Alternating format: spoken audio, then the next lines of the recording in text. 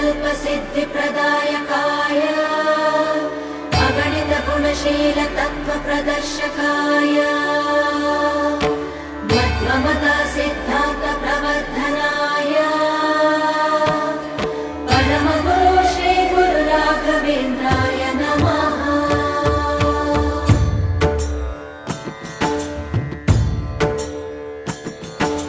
पूज्याय राघवेन्द्राय सत्यधर्मरताय च